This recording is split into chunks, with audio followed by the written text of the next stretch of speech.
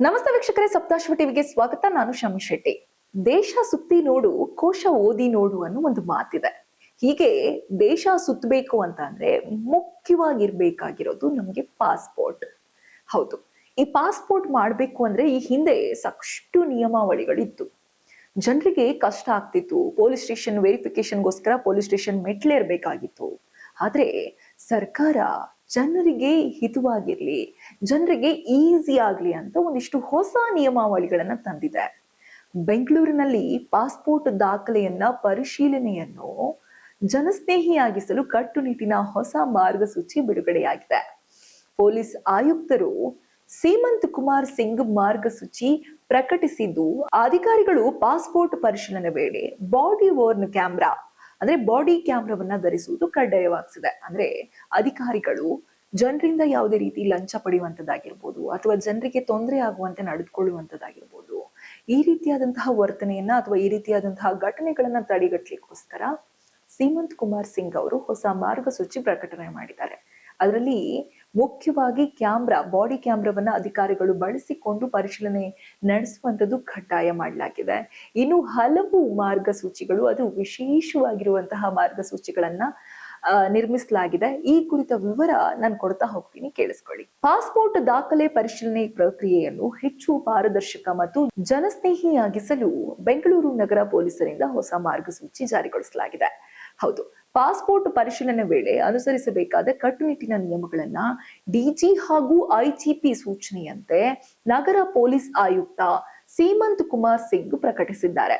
ಏನಪ್ಪಾ ಅದು ಹೊಸ ಮಾರ್ಗಸೂಚಿ ಅಂತಂದ್ರೆ, ಪಾಸ್ಪೋರ್ಟ್ ಪರಿಶೀಲನೆ ವೇಳೆ ಅಧಿಕಾರಿಗಳು ಬಾಡಿ ಕ್ಯಾಮ್ರಾವನ್ನ ಧರಿಸುವುದು, ಆಮೇಲೆ ಪರಿಶೀಲನೆ ಪ್ರಕ್ರಿಯೆಯಲ್ಲಿ ಪಾರದರ್ಶಕತೆ ಮತ್ತು ಸಾರ್ವಜನಿಕರ ವಿಶ್ವಾಸ ಹೆಚ್ಚಿಸುವ ಉದ್ದೇಶದಿಂದ ಈ ಕ್ರಮ ಕೈಗೊಳ್ಳಲಾಗಿದೆ. ನಾನು ಆಗ್ಲೇ ಹೇಳಿದ ಹಾಗೆ ಬಾಡಿ ಕ್ಯಾಮ್ರಾವನ್ನ, ಈಗ ನಾನು ಅಧಿಕಾರಿ ಅಂತಂದ್ರೆ ನಾನು ಬಾಡಿ ಕ್ಯಾಮ್ರಾವನ್ನ ಬಳಕೆ ಮಾಡ್ತೀನಿ ಅಂತಂದ್ರೆ ಎದುರುಗಡೆ ನಡೆಯುವಂತಹ ಘಟನೆ ಮತ್ತು ನಾನು ವರ್ತಿಸುವಂತಹ ಘಟನೆ ಬಾಡಿ ಕ್ಯಾಮ್ ಅಲ್ಲಿ ರೆಕಾರ್ಡ್ ಆಗ್ತಾ ಇರತ್ತೆ.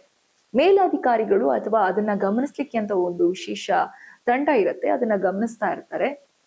ಪರಿಶೀಲನೆ ವೇಳೆಯಲ್ಲಿ ಲಂಚವನ್ನ ಪಡೆಯುವಂಥದ್ದು ಅಥವಾ ಅಸಭ್ಯವಾಗಿ ವರ್ತನೆ ಮಾಡುವಂಥದ್ದು, ಅಧಿಕಾರಿಗಳು ಅಟ್ಟಹಾಸವನ್ನ ಮೆರೆಯುವಂಥದ್ದು, ಸಾರ್ವಜನಿಕರ ಮೇಲೆ ದೌರ್ಜನ್ಯವನ್ನ ಮಾಡುವಂಥದ್ದು, ಇಂತಹ ಕೃತ್ಯಕ್ಕೆ ಎಡೆ ಮಾಡಿ ಕೊಡಬಾರ್ದು, ಇಂತಹ ಘಟನೆಗಳು ನಡಿಬಾರ್ದು ಅನ್ನುವ ಕಾರಣಕ್ಕೆ ಮತ್ತು ಸಾರ್ವಜನಿಕರ ವಿಶ್ವಾಸ ಅಂದ್ರೆ ಪೊಲೀಸ್ ಸ್ಟೇಷನ್ಗೆ ಹೋಗ್ಬೇಕಪ್ಪ, ಅಧಿಕಾರಿಗಳ ಮುಂದೆ ಕೂತ್ಕೊಳ್ಬೇಕಪ್ಪ ಅನ್ನುವಂತಹ ಜನರಿಗೆ ಹಿಂಜರಿಕೆ ಇರಬಾರದು ಅನ್ನುವ ಕಾರಣಕ್ಕೆ ಜನರ ವಿಶ್ವಾಸವನ್ನ ಹೆಚ್ಚಿಸ್ಲಿಕ್ಕೋಸ್ಕರ ಈ ಉದ್ದೇಶವಾದಂತಹ ಕ್ರಮವನ್ನ ಕೈಗೊಳ್ಳಲಾಗಿದೆ. ಇನ್ನು ಪಾಸ್ಪೋರ್ಟ್ ಅರ್ಜಿದಾರರನ್ನು ಯಾವುದೇ ಕಾರಣಕ್ಕೂ ಪೊಲೀಸ್ ಠಾಣೆಗೆ ಕರೆಸಬಾರದು ಎಂದು ಸ್ಪಷ್ಟವಾಗಿ ಸೂಚನೆಯಲ್ಲಿ ನೀಡಲಾಗಿದೆ. ಪೊಲೀಸ್ ಸ್ಟೇಷನ್ಗೆ ಹೋಗ್ಬೇಕು ಅಂದ್ರೆ ಅಯ್ಯೋ ತಪ್ಪು ಮಾಡಿದವರು ಹೋಗುವಂತಹ ಜಾಗ, ನೋಡಿದವ್ರು ಏನ್ ಅಂದ್ಕೊಳ್ತಾರೆ, ಹಾಗೆ ಹೀಗೆ ಅನ್ನುವ ಒಂದಿಷ್ಟು ಜನರಿಗೆ ಹಿಂಜರಿಕತೆ ಇದೆ. ಪೊಲೀಸ್ ಸ್ಟೇಷನ್ಗೆ ಹೋಗುವ ಬದಲಾಗಿ ಸಂಬಂಧಪಟ್ಟ ಅಧಿಕಾರಿಗಳು ಕಡ್ಡಾಯವಾಗಿ ಅರ್ಜಿದಾರರ ವಾಸಸ್ಥಳಕ್ಕೆ ಭೇಟಿ ನೀಡಬೇಕು.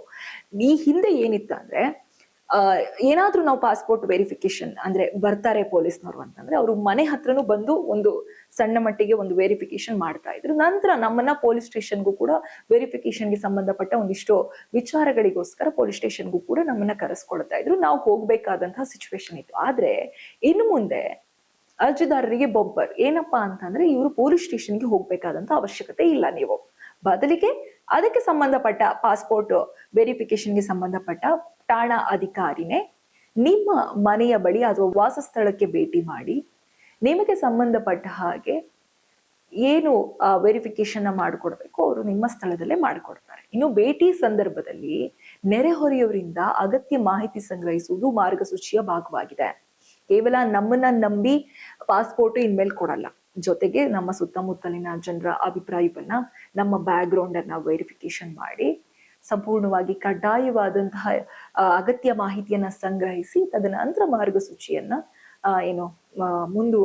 ಮುಂದುವರಿಯುವಂತಹ ಮಾರ್ಗಸೂಚಿಯನ್ನ ಈ ಭಾಗವಾಗಿ ನಿರ್ಮಿಸಲಾಗಿದೆ.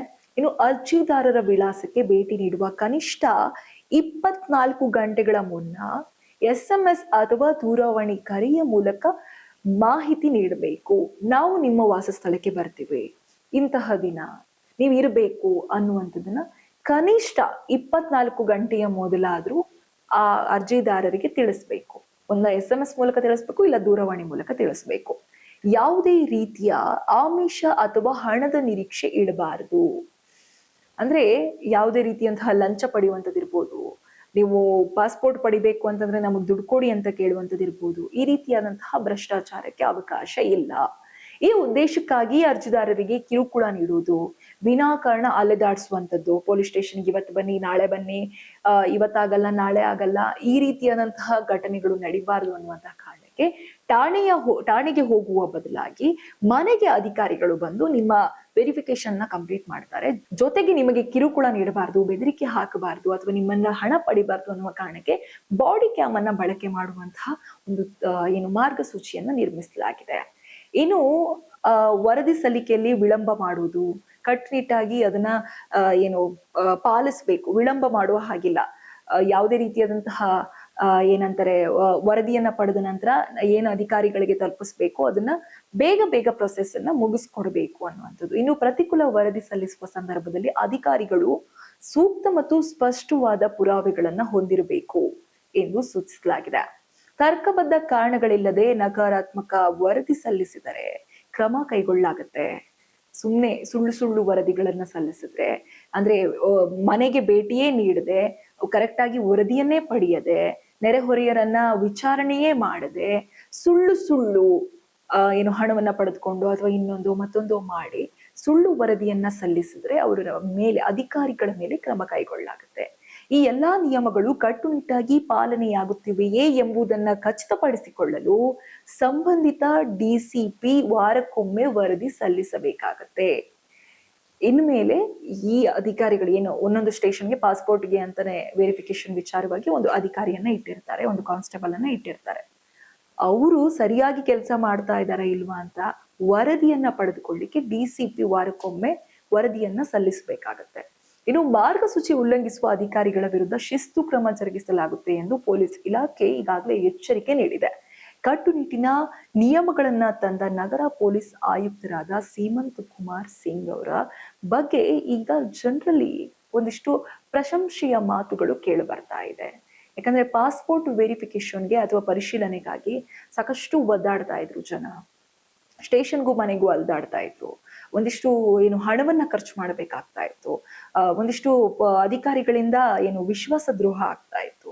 ಇಂತಹ ಘಟನೆಗಳು ನಡೀಬಾರದು ಅನ್ನುವಂತಹ ಕಾರಣಕ್ಕೆ ಪೊಲೀಸ್ ಅಧಿಕಾರಿಗಳೇ ಮನೆಗೆ ಹೋಗುವ ಹಾಗೆ ಮತ್ತು ಠಾಣೆಗೆ ಯಾವುದೇ ರೀತಿ ಅಲೆದಾಡುವ ಹಾಗೆ ಮಾಡದೆ, ಆ ರೀತಿಯಾದಂತಹ ಘಟನೆ ಮರುಕಳಿಸದೇ ಇರುವ ಹಾಗೆ, ಮತ್ತೆ ಹಣವನ್ನ ಪಡೆಯುವಂಥದ್ದು, ವಂಚನೆ ಮಾಡುವಂತಹ ಘಟನೆ ನಡೀಬಾರದು ಅನ್ನುವಂತಹ ಕಾರಣಕ್ಕೆ ಬಾಡಿ ಕ್ಯಾಮ್ ಅನ್ನ ಬಳಕೆ ಮಾಡುವಂತಹ ನಿಯಮವನ್ನ ತಂದು ಒಂದು ರೀತಿಯಲ್ಲಿ ಜನರಿಗೆ, ಸಾರ್ವಜನಿಕರಿಗೆ ಈಸಿ ಆಗುವ ಹಾಗೆ ಈ ನಿಯಮಾವಳಿಗಳನ್ನ ಸೃಷ್ಟಿಸಲಾಗಿದೆ ಅಂತ ಹೇಳಬಹುದು. ಇನ್ನು ಪಾಸ್ಪೋರ್ಟ್ ನೀವು ಮಾಡಬೇಕು ಅಂತಂದ್ರೆ ಇನ್ನು ಮುಂದಿನ ಈ ನಿಯಮಾವಳಿಗಳಲ್ಲಿ ನೀವು ಕೂಡ ಪೊಲೀಸ್ನವರಿಗೆ ಸಪೋರ್ಟ್ ಏನು ಕೊಡಬೇಕು ಅಥವಾ ವೆರಿಫಿಕೇಶನ್ಗೆ ಬಂದಂತಹ ಅಧಿಕಾರಿಗಳಿಗೆ ಏನು ಸಪೋರ್ಟ್ ಕೊಡಬೇಕು ಅದನ್ನ ಕೊಟ್ಟು ನಿಮ್ಗೆ ಪಾಸ್ಪೋರ್ಟ್ ಬೇಕಾದಲ್ಲಿ ನೀವು ಪಾಸ್ಪೋರ್ಟ್ ಮಾಡಿಕೊಳ್ಳುವಂತಹ ಅವಕಾಶ ಇದೆ, ಮಾಡ್ಕೊಳ್ಬಹುದಾಗಿದೆ.